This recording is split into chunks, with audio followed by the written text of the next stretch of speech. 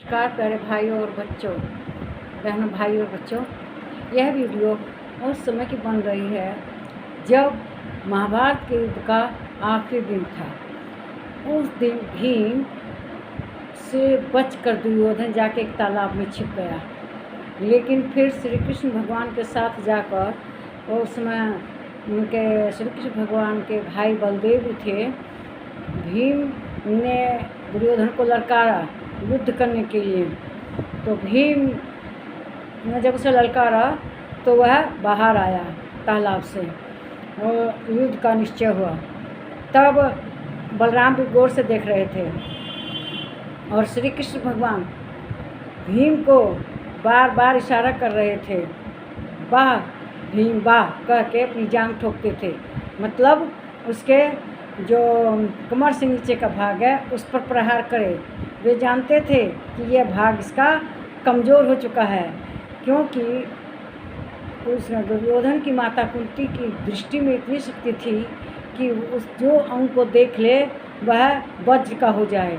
लेकिन उनके 100 पुत्र हुए, उन्होंने किसी को भी नहीं देखा। उनकी जो दाई थी उसने कई बार कहा, जो छोटे छोटे थे, कि पट्टी खोल के बच्चों को देख लीजिए, उनका शरीर वज्र के समान हो जाएगा। लेकिन कुंती ने कभी किसी बच्चे को नहीं देखा। लेकिन जब दुर्योधन के युद्ध करने की बारी आई भीम के साथ, तो उन्होंने कहा, अपनी दासी से कहलवाया कि आज तुम एकदम निवस्त्र होकर नहाकर अपनी माता के सामने जाना।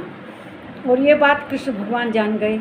उन्होंने क्या कहा, जब जा रहा था अपनी माता के पास, तो उन्होंने दुर्योधन को टोक दिया कि कहाँ जा रहे हो ऐसे नंगे धड़ंगे।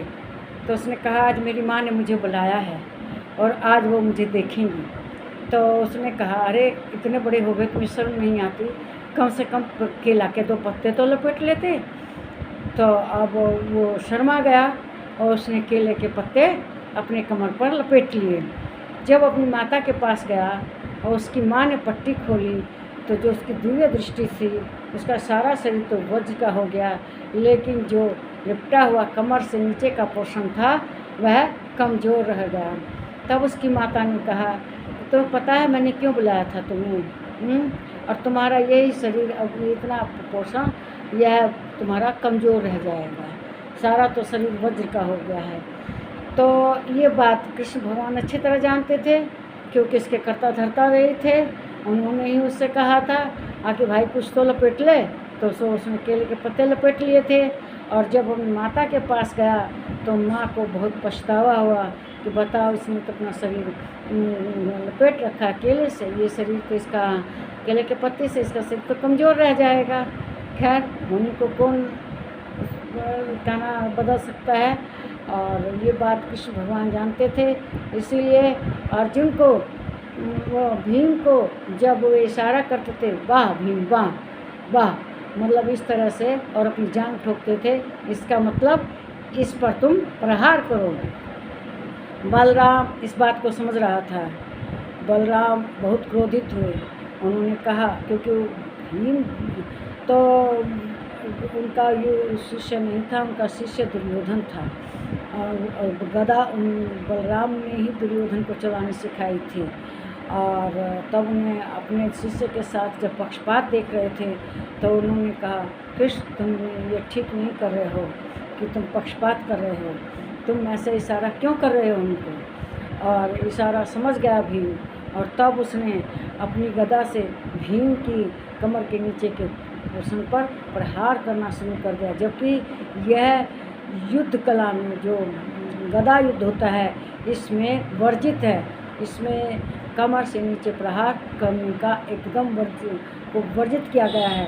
लेकिन कृष्ण का इशारा समझकर वह वहीं पर प्रहार करता है, और इस तरह से भीम की गदा से उनका दुर्योधन का जान टूट जाती है और कराते रह जाते हैं, और वह इस तरह से हार जाते हैं।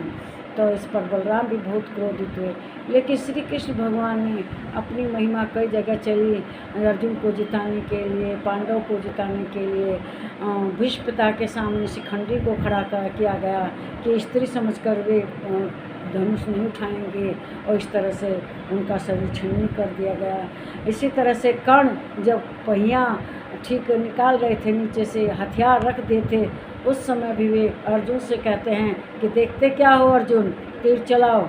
तो इस तरह से उन्हें युद्ध जिताने के लिए श्री कृष्ण भगवान ने कई बार अपनी लीला रची है। तो मेरे इस वीडियो को लाइक कीजिए, शेयर कीजिए, इस पर कमेंट कीजिए, मेरे चैनल को सब्सक्राइब कीजिए। नमस्कार मेरे प्यारे भाइयों, बहनों और बच्चों।